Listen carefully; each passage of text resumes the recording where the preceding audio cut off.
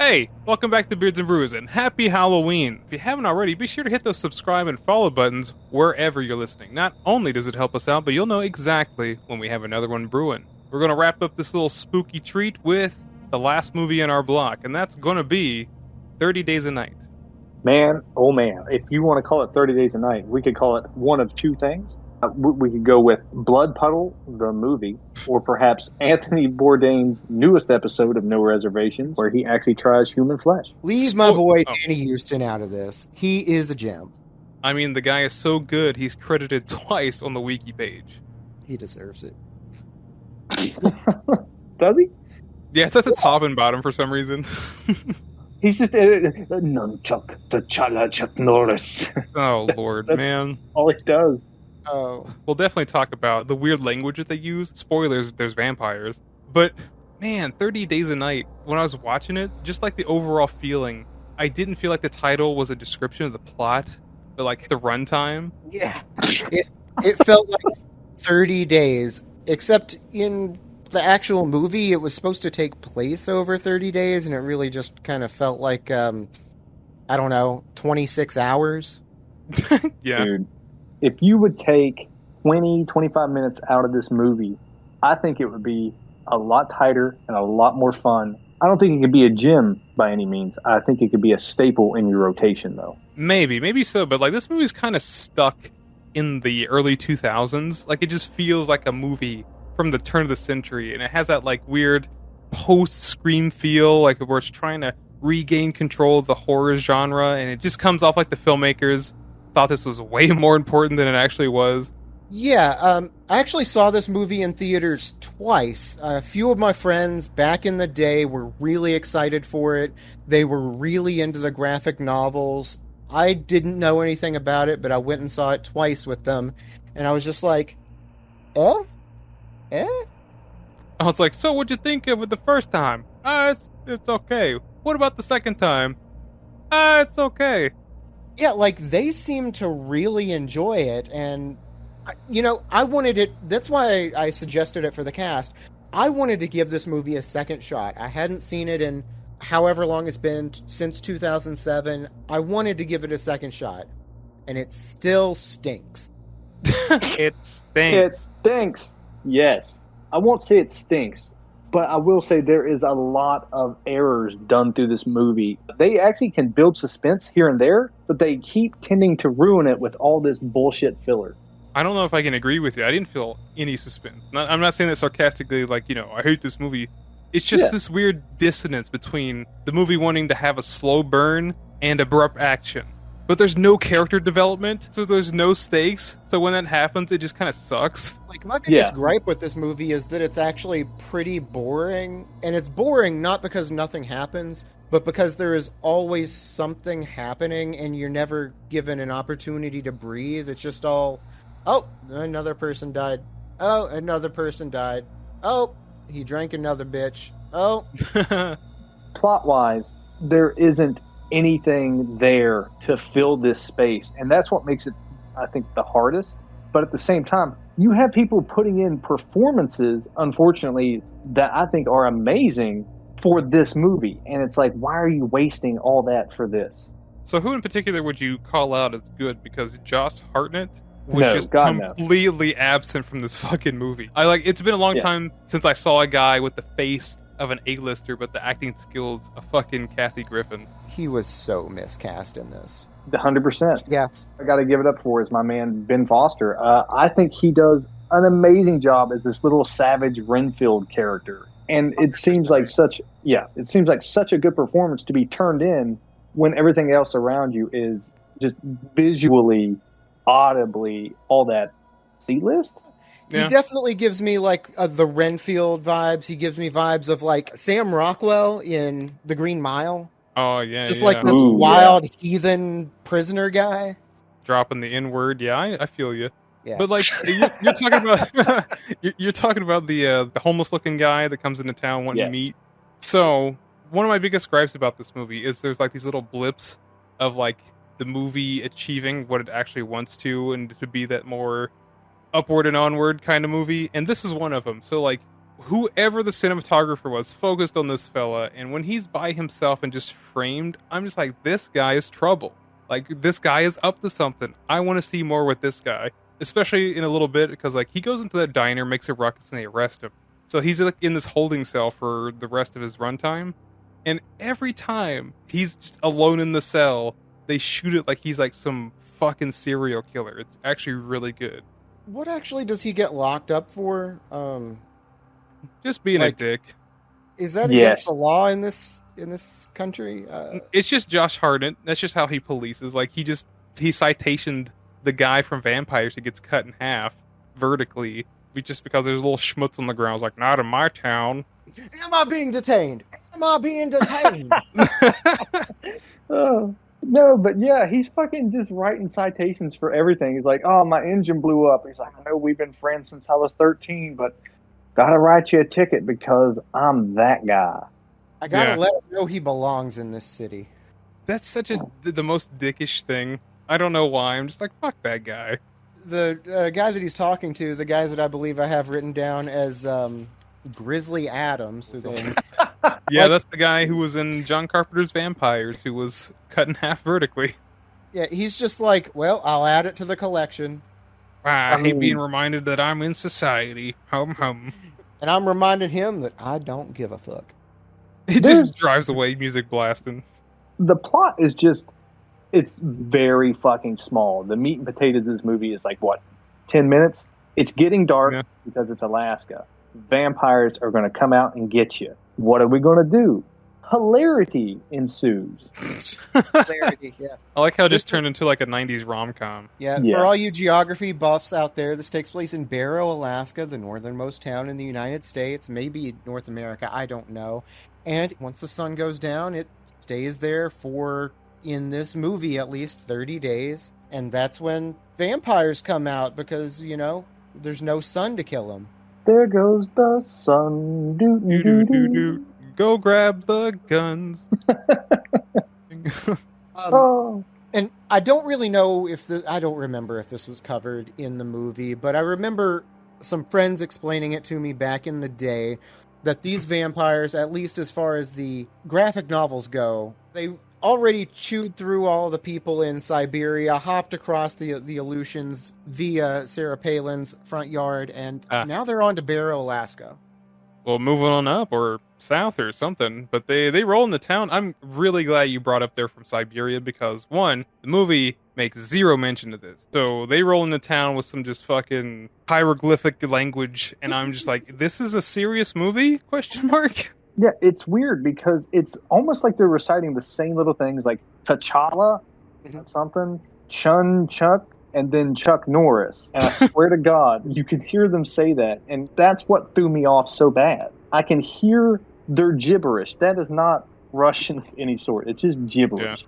Yeah, but like, doesn't it feel pompous, though? Because like the movie's not even subtitled or anything. They just like, it's just like, what can make these more interesting? Oh, a language that nobody understands, and we'll show them talking and conversing, making points that we can't fucking follow. To me, it sounds like them saying Kamchatka, you know, like the space on the risk board. It's also a peninsula, but like everybody knows it as a space on the risk board. Let's get real. But it sounds like they're just saying that with a handful of clicks thrown in every once in a while. Oh, you got to remember the square. The best comic timing, because thing would happen, shot of leader being menacing, shot of follower. It's just like, what? They're also part bird. These vampires aren't part bat. They're part bird. They're part something because I don't know what the movie's trying to tell me again because, like, of course they're vampires, but they're human, or they're people, humanoid, rather. So it's just like, it couldn't make up its mind how feral they wanted these vampires to be because, like, on one moment they seem savage but kind of classy, and then the next they're on all fours romping like a wolf through the snow. I'm just like, which is it? They don't even seem like vampires. It's just zombie movie. They are acting like every fucking 2000 zombie movie, like, or 28 Days Later, all that shit. And as soon as you see them drop to all fours and start just eating people by shaking their head Baraka style on someone's neck. See, that's what I'm saying. Like, they made this decision to make him seem more visceral, by adding the animalistic characteristic. But man, it's just goofy. It's just goofy. Like every time they bit somebody, they're like, "Roar," I just laughed. Yeah, but not to mention they're wearing like business attire. It's Yes. fucking ridiculous. It just can't make up its mind. It's nuts. Yeah, no matter what Danny Houston is in, no matter what time frame he is supposed to be in, he's always pretty much wearing this kind of like a black overcoat and like a dirty pair of pants. It looks like an episode of Peaky Blinders done infected with zombies. That's all it is. That It's checks out, actually. Project for Cillian Murphy. You just need that one guy with the paperboy hat. So anyways, with all these vampires running around, there's only like a few people left in the city. They gotta hunker down somewhere. But for some reason, this cataclysmic event just doesn't seem like it affects anybody that much. Like, they're kind of like sketched. But like when they're getting together and just trying to like talk this out into a plan, they're just like, okay, this could be worse. Well, like when the shit starts actually happening, like they talk about it, but nobody's really like when the guy discovers that his 10 sled dogs have all been massacred, he's just like, well, man, who could have done this? You need to show a little bit more emotion than that, right? No. Right? No. Just like the people whenever they found Gary's fucking headset in the muffin launcher. He's just like, I mean, it must have ground him up, but I mean, what are you going to do about it? Shrug. That goddamn thing fully exposed. Or when they find the one guy's head, just his head on a fucking stake. Yeah. And it's just like, well, damn, we might be in trouble.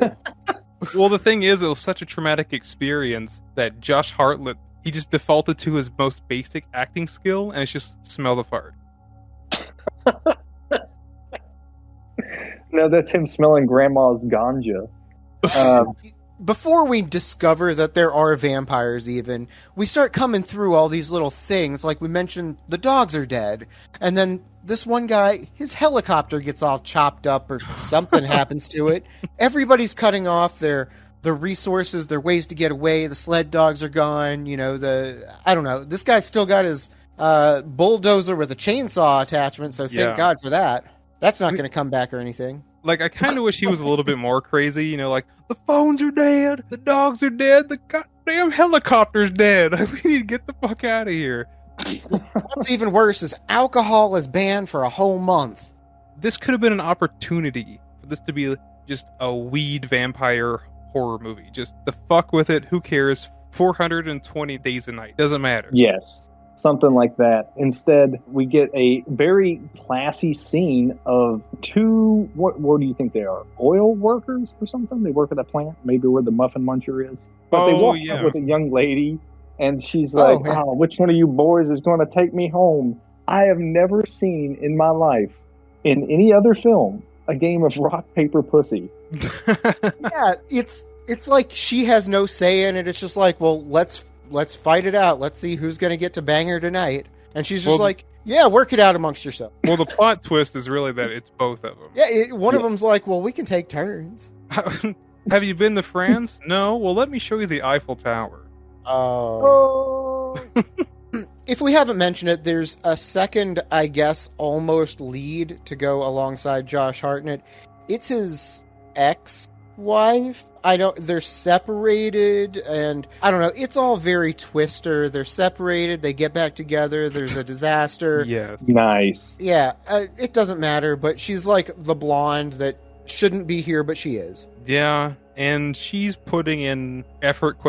As well, because there's supposed to be like this weird dissonance between Josh Hartnett and her, maybe star-crossed lovers got married, didn't work out, but there's just nothing there. There's just not a fucking thing.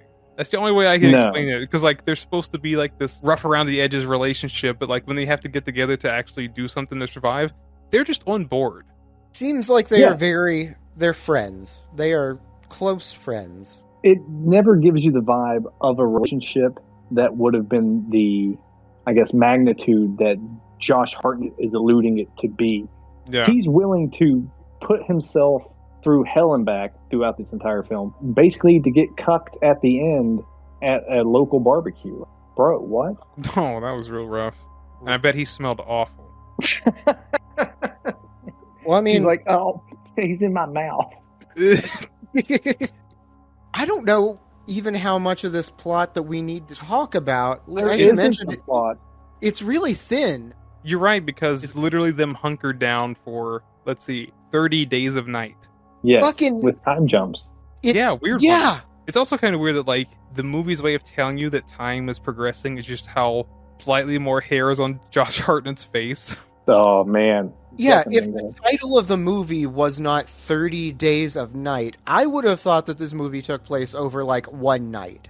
Yeah, there's just like no feeling that any time has passed. And it's so inconsistent on how many people they show in the party at one time without reasoning for why they aren't there. There's a scene where they're hunkered down in one particular house, and old grandpa, he's like, I'm going to get out of here. And Oh, yeah. he fucking does. He's like, I'm out of here, kid. And you just never see him again, by the way. I just realized that. Well, not only that, but there are 8 to 10 people in this one fucking attic, 3 of which are adult males who have been shown to take guard positions. They make sure that you know that this is what they do. The old man escapes out of the room and nobody wakes up because as it pans around, it only shows like 3 fucking people. So what happened to the other 5? Dysentery? Oh, man, I was thinking diarrhea, too. Damn, dude. Nice. But yeah, the old man, and he's kind of like a senile old man, right? He's at least bordering on it. He slips downstairs and he's like, I gotta get the fuck out of here or else I'm gonna die. Okay, I don't have to go. I don't have to go through the door. Can I just like take a dump real quick? I got poop. All right, Like, but don't come on. flush. Don't flush. I just realized that it wasn't him trying to get out of the house, but to escape the movie. Good choice on his It's like, part. I'm gonna fucking die. I won't get my Saturn award. Yeah, I can't be on here with all those fucking Rasputins out there. that's a wily Russian, isn't it? I don't know what I'm saying. I've got old Rasputin. It's from North Coast Brewing Company. It's a Russian Imperial Stout. It's 9%. I don't know how I'm going to fucking tie it to this movie, but here it is. And there it was. You did it. So this is a Russian Imperial Stout. It is strong. It is roasty. There's a little bit of sweetness in here, but mostly it's just like smooth, strong, dark, roasty, a little coffee, a little chocolate, but like it's super well balanced all over the place. This is an incredible beer. I've had it many times before, but I keep coming back to it. Old Rasputin. Thumbs up. On a scale of 1 to scratch, where do you rate this beer? I give it a full-on Kamchatka. Fuck, dude, that's golden. But what's not golden is, unfortunately, the rest of this movie, because it can't decide whether or not to be a slow-burning thriller or a fucking hardcore, gory horror movie. Okay. There is one thing in here that we'll get to later that is probably gold, but it's surrounded by a whole lot of poop. No, I know exactly what you're talking about, because I was like, and then I was like, what? And then the movie was over. Yeah, that sounds about right. But I do want to discuss what makes it good, and that's the fucking gore and the insane action moments. This is where I thought the movie shined. The rest of it, you could throw it in that fucking muffin muncher, and it wouldn't make a difference. Yeah, it's definitely one of my grapes, because like I said, they're like little blips, little moments in there, little nuggets that don't belong in this movie. And one of them just happens to be the insanely violent ways to kill these fucking vampires. Oh my god, yes. Chandler, you said it earlier in the cast. There is a chainsaw truck. It's literally like a fucking backhoe tractor with a fucking chainsaw the size of a small sedan strapped to the front of it. And Yeah, I'm not too well versed in like industrial mechanics, but what would you even use that for? Maybe that guy at the beginning was like really onto something. He was like really rushing to kill those fucking vampires before they hit the town. Some stupid bitch on the way to the airport ruined everything. She shouldn't even have been there. She doesn't even go to this school. She doesn't even go here. that's a fact. Now, we get this chainsaw tractor scene. They're hunkered down to get one of the guys, the one that you called Grizzly Adams, which I think is fucking wonderful. He gets inside this tractor and he's like, it's about family. And I'm going to go and sacrifice myself. It's my turn. Alone.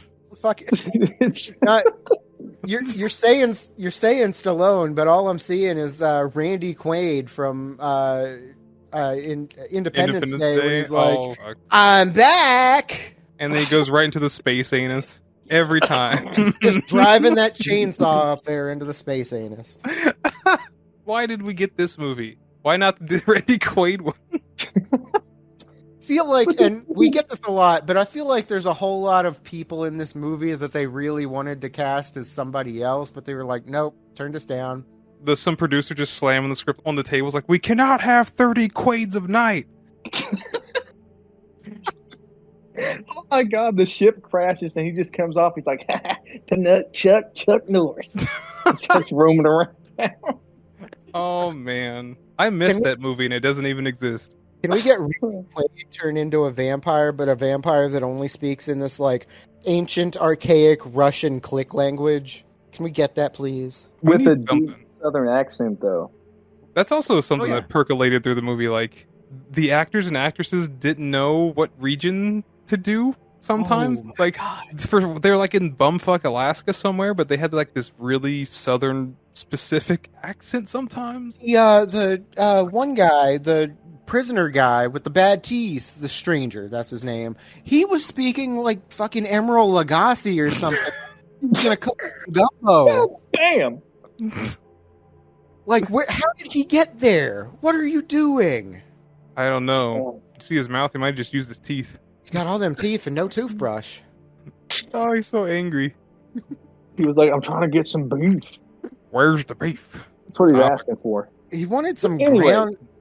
ground raw meat or something, and he's not a vampire. What does he want? Oh, he was trying to be cool. That's what it was. Exactly. Look how edgy I am. Raw beef. Mm. Oh, well, the main guy was like fucking poser and just got him. Yeah. It does. It be like that. Though it does feel like that guy was the kind of person that has the tattoo that says "no regrets," so it's pretty good. Raggarts. No regrets. All right. Before I forget, though, the chainsaw truck. This scene deserves more love. All right. The guy from the fur trapper from Grizzly 2 crawls into this thing, runs in the middle of town, and literally we get amazing ways, like you mentioned just a moment ago, of how to kill a vampire. And he's fucking doing this badass spinning 360 shit with the blade turned sideways, chopping into vampires, and then one's about to jump on him, he kicks the door open and nails it with a shotgun. Oh, Where yeah. has this been for the last fucking hour? This is what the whole goddamn movie should have been. He's got the bear traps on the back too, just in case. That was pretty cool. Mm-hmm. Yeah, this was like a really cool thing. Another nugget that belongs in another movie. Where'd it come from? I don't know. There are just like a few little nuggets of gold, but it's like a turd sandwich. That's what this is. There are a couple little nuggets of gold just kind of sprinkled without.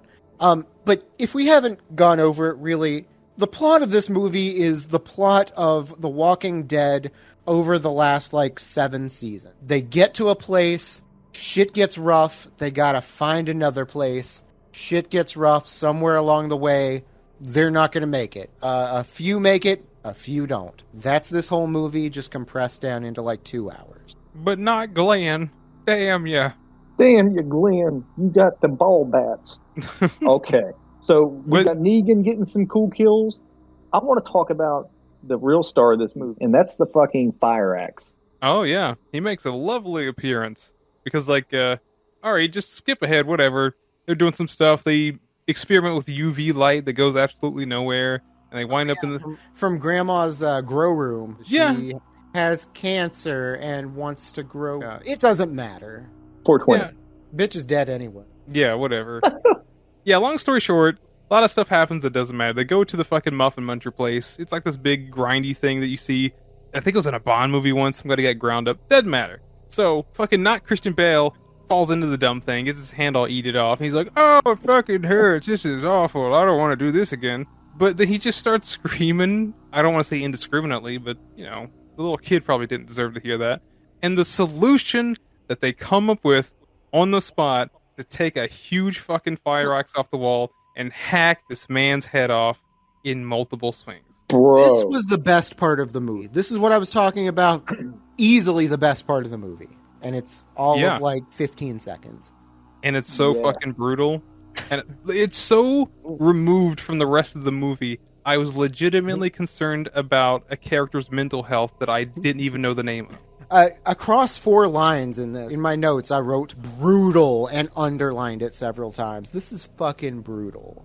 Every time he swings the axe, you get so much audible feedback from the movie itself. You can hear Hartnett's coat ruffle. You can hear him go, ugh. And then you can hear the fucking meat. And then you can hear the steel on steel as he hacks through the flesh into the steel backdrop. And with each whack, they let you see the axe hit this fucking dummy. And it's splitting it further each time. And it looks fucking gnarly. It is visceral. Yes. And then the movie forgets it ever fucking happened. Yeah, like, this character didn't matter, and he's like, he was a good guy, right? He was a part of, like, the crew. He wasn't like a vampire. No, he was definitely B tier. But, you know, that's what you do. You just chop some fucking heads off because that's where this movie needed to be. Yeah, I think this is the part after 2 whole hours, the movie's like, you know what? Let's movie. Because then Josh Hartnett has the great idea. It's like, you know what? The whole light thing didn't work out, so I'm going to inject vampiric heroin into my veins. That'll work out.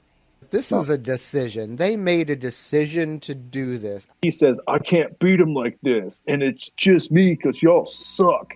I'm going to juice up real quick and go Hulk out on these fools.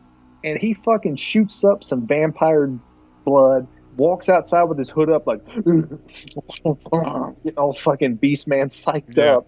But then he immediately gets his shit pushed in. He does. He's like, oh, I got you with a cheap shot because I had my hood up and you didn't know I was like Josh Hartnett's. But then Vampire Dude's like, you ain't got shit. We're all going to cut you up. And then he gets psychic love. And that's enough to fucking help him charge up. What? So, okay, let me get this straight. He injects vampire blood into his arm so that he can get some of this vampire strength. But he will eventually become a vampire, right? Correct. But before he goes full vampire, he needs to, like, fist fight these guys, or at least the main one. This movie has to be 2 hours exactly. I feel like he really could have just, like, gone out there with that same axe and would have had a better shot. Instead, he just goes out, like, with his bare hands. No. That axe was completely out of ammo. He forgot to reload. But he doesn't want to be over encumbered. Oh, it was like he can have +2 to stealth if he leaves the axe. So that was his main goal. Just get up close. Well, the other guy uses VATS and he cripples his hand immediately. And his retort is probably the hardest I've laughed in a good while. Because for no discernible reason, no foreshadowing whatsoever, he just takes his mitt, his one working mitt, and then he punches through a guy's mouth, blowing out the back of his head. He's a big fan. No, hey, fellas. What? I mean, no, Danny Houston, he's a big fan of Cardi B. He's been listening to that WAP this whole time. Says, I want you to touch that little dangly thing that's swinging the back of my throat. And he did. That's such a huge stretch. I'm going to have to allow it. Thank you. He fucking blew this man's shit out the back of his head. He did. It looks awful. No. Not only does it look bad, but I had the mightiest giggle, too. Because, like, when his crew saw what happened, they're like, yeah, I don't want none of that smoke. And they just peace out. Yeah, like, it's the kind of thing that if you saw that as a still image in a comic book, you would think it looks pretty cool. In a movie that looks like this, with this kind of budget and these kind of actors, it does not. Yeah, shot like Sin City, that could have been like a very meaningful shot. Shot like this, it was comically bad. Like if it were black and white and that was Bruce Willis kicking the shit out of a yellow guy, easy. This, embarrassing. And it's also more embarrassing that the movie's like, yep, that's it.